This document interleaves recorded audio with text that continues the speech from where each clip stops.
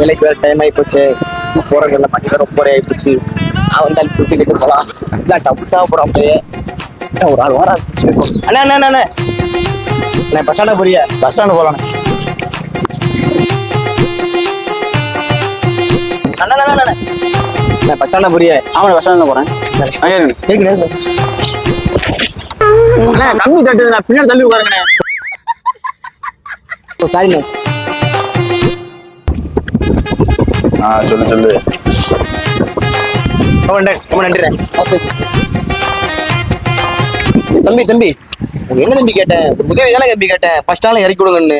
ஒரு மனுஷனுக்கு உதவி பண்ணுங்கயா. ஒரு அர்ஜென்டான டயத்துல வந்து ஒரு உதவி பண்ணிட்டு தான் மனிதம் பண்ணவேன். கொஞ்சம் கூட மனசாட்சி இல்லாம நடந்துட்டு இருக்கீங்களா நீங்க?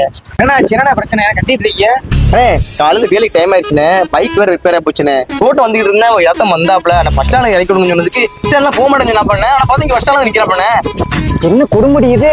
அட தம்பி, ஒரு மனுஷன் உதவி பண்ண கூடாதா? நீங்க ஒண்ணு உங்களுக்கு ஒண்ணும் தெரியாதுண்ணே. நீங்க வேற இல்ல உங்களுக்கு ஒண்ணும் தெரியாது. நீ ஃபர்ஸ்ட் ஸ்டாண்ட் போக மாட்டேன்னு சொன்ன. இப்ப எங்க ஃபர்ஸ்ட் ஸ்டாண்ட் நிக்கிற?